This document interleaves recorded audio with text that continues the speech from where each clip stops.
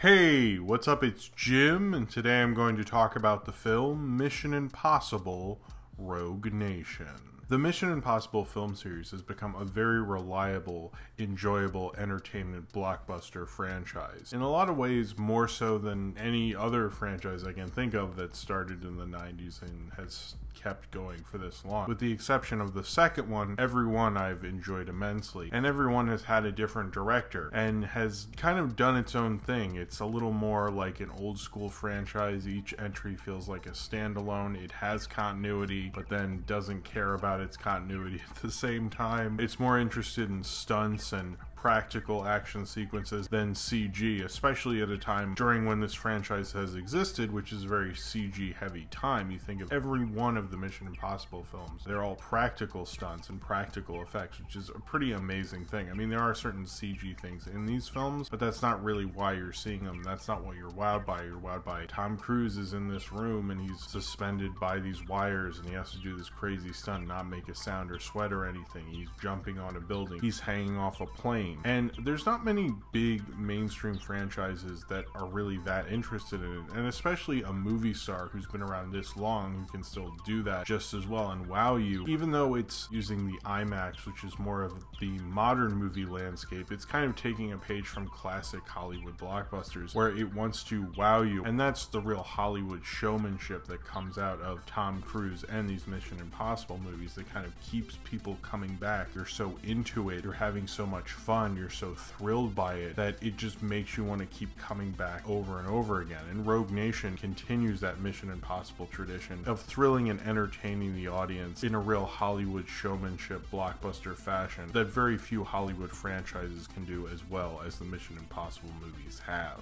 Ethan Hunt, played of course by Tom Cruise, is trying to go after the Syndicate, which is considered the anti-IMF, which is called the Impossible Missions Force. Why isn't it called the Mission Impossible Force? Wouldn't that make more sense? But whatever. So he's going after the Syndicate because they are an evil organization that does evil things, that's running impossible evil missions, I guess. And after Ethan Hunt is kidnapped by the Syndicate, he is helped freed by Faust, who's one of the Syndicate agents who is helping Tom Cruise out to try to help hopefully take them down. And as the IMF is destroyed and taken back into the CIA, Ethan Hunt has to go rogue and find the Syndicate all by himself while being helped by Faust and his usual team of friends, Simon Pegg, Jeremy Renner, and Ving Rhames, to hopefully take down the Syndicate. A lot of the Mission Impossible movies are really about Tom Cruise's ego. In a lot of parts in this film, more so than I can remember in the other Mission Impossible movies, is people talking about how great Ethan Hunt is, how he's so amazing, like he can get the job done, he's reckless and he's crazy and he does all these things and he's so awesome. Everybody loves Ethan Hunt and nobody can stop him because he's so cool. It gets a little much because you're like, okay, I get Tom Cruise, you're the star and the producer of these movies, and the thing I like about Tom Cruise when he does these kind of ego trip things is, sure, yeah, he's showing like, look how cool I am, I can do this stunt and all that stuff, and there's a certain amount of ego to that, but at least he is entertaining us. Most movie stars, when they want to do a vanity project, them trying to do like a drama, and it like usually sucks, and something like The Judge or something, that's not a joke, that was a vanity project. Tom Cruise's vanity project is the Mission Impossible franchise. One of the things he's very good at is if he's going to do kind of an ego trip, he wants you to be thrilled and entertained. Part of his ego trip is making an entertaining movie, and he's done that through all 5 of these films. He's made sure he's gotten major directors, and he's been a smart movie star, and he's had a long career as a movie star. His movie stardom really started in 1983 with Risky Business, so he's had such a length at being not just a movie star but one of the top movie stars in Hollywood. His reign is pretty close to like someone like John Wayne. In fact, in this part of John Wayne's career, John Wayne was playing the grizzled guy in True Grit, and Tom Cruise is hanging off planes. It's interesting to see this franchise, one that was very unique in its vision of directors. You know, you start with Brian De Palma, directed the first Mission Impossible movie. The second one, he gets John Woo, which is at the time probably the less risky choice of any of these directors because John Woo was like really big in the early 2000s and such, but still, he got John Woo, he got an auteur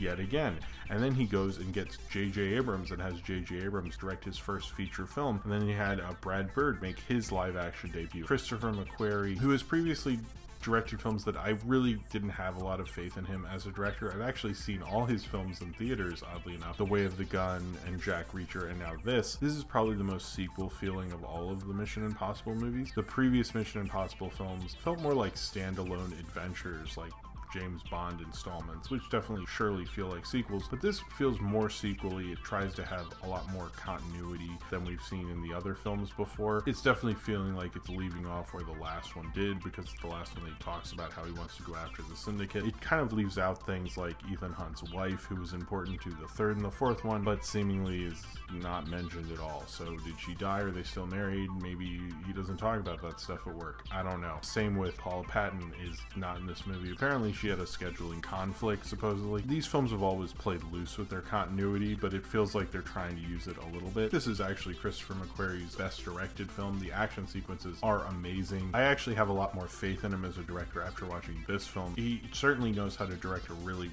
great action sequence. Certainly he was helped by Robert Elswit, who shot the last Mission Impossible movie. He also shot Inherent Vice and There Will Be Blood and Nightcrawler recently. And he's an amazing DP, and he knows how to shoot for the IMAX. The Mission Impossible movies are one of the best films to see in IMAX. It's just so thrilling to see in a large screen. I think Ghost Protocol was actually more fun to see on the big screen, but this is still very thrilling and makes great use of the IMAX frame. It's fun to see all those explosions all big and stuff. Mission Impossible movies, ever since J.J. Abrams took them over and they've become more of a team movie, they're a lot more fun. The first one was alright and I didn't like the second one, but as soon as they made it more of a team with like Simon Pegg and Tom Cruise have great chemistry together, and Ving Rhames, who's been around for all of them, and even Jeremy Renner, who I thought was supposed to take the franchise over, but I guess they're not doing that. He's kind of like the lot more cautious conservative Ethan Hunt who wears suits, but they seem to not wanting to do that. But I can't imagine these films without Tom Cruise. This isn't like a franchise like a James Bond where you can replace Ethan Hunt and have another actor play him. That really wouldn't work. Like, Tom Cruise is very much this character in these movies, and without him I don't really know why you would see them and why you would make them, since they don't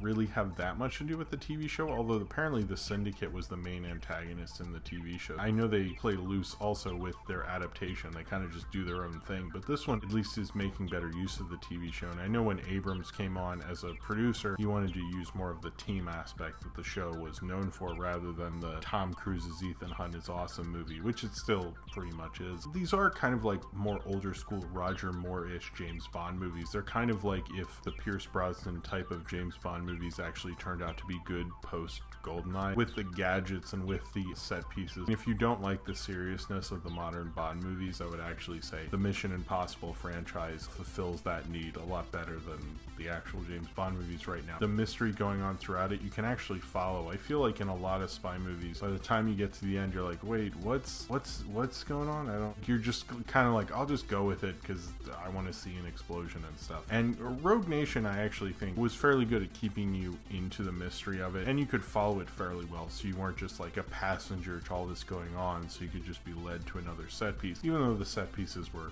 incredibly awesome. One of the real standouts of this film is Rebecca Ferguson, who played Ilsa Faust. She's an interesting character because you're not exactly sure where she stands for a lot of it, and she motivates the plot a lot, but she also, how she plays against Tom Cruise's character, she certainly could be like his love interest, but they don't play it that way. They play it more like an unrequited love, like they know they can't really get involved, that'll just complicate things. They never have the discussion, but they have a lot of longing looks and things like that. But she is a real kick-ass character. I think she's really cool. She has a real kind of physicality to her action sequences that has a uniqueness to it. The one thing about Tom Cruise fighting is he's more into like, wow, look at that stunt, look at him kicking that guy and he might fall over, but he suddenly isn't. He's more into that stuff. She's more into like, you actually know something about her as a person through what she's doing physically in these action sequences, and him, you just get that he's a crazy thrill seeker, crazy guy.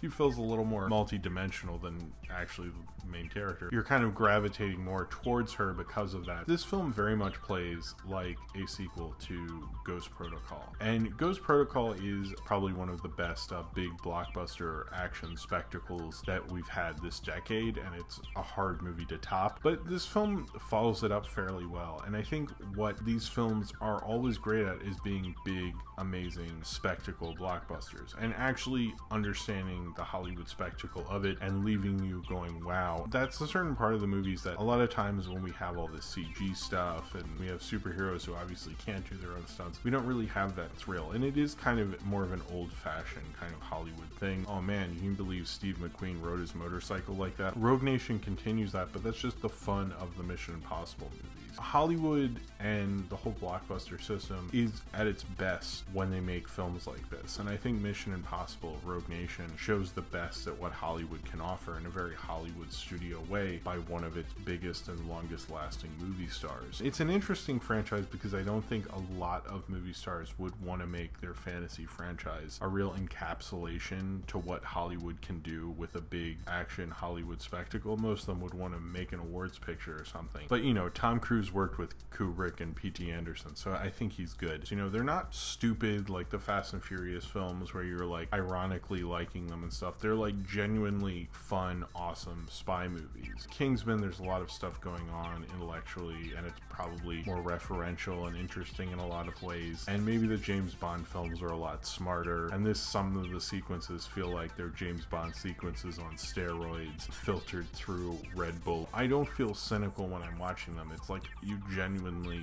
like an old-fashioned Hollywood spectacle spy movie. It's like liking a really good Roger Moore movie like The Spy Who Loved Me. Yeah, I know this is cheesy. Yeah, I know this is fake. Yeah, I know this is just a big Hollywood thing and I'm not gonna think about my existential crisis, but man, that was really cool and I had a thrilling, fun time. And that's the thing I like about going to the movies and why I paid the extra to see it in IMAX. And the Mission Impossible films continue to do that. It's why I've watched Ghost Protocol so many times since I saw it initially. That thrilling theater experience I won't forget. This isn't to that extent. I wasn't like, oh my god, I'm gonna fall off a building, but I still had an awesome, amazing time. And sure, this is more of a sequel to Mission Impossible, and maybe I would like them to get more of a interesting auteur. I like Chris McQuarrie. He wrote the script to The Usual Suspects, and he's certainly done a lot. Honestly, it's kind of like a minor complaint because he did a hell of a great job, and it's probably one of the better made blockbusters I've seen this summer, if not this year. There's something to be said about going to the IMAX and being wowed, not by special effects or anything, but just being wowed at how much fun and how thrilled you were. And that's the awesome thing about the Mission Impossible movies. It's a finely made and crafted Hollywood blockbuster, and if you're someone who just wants to have a good time at the movies,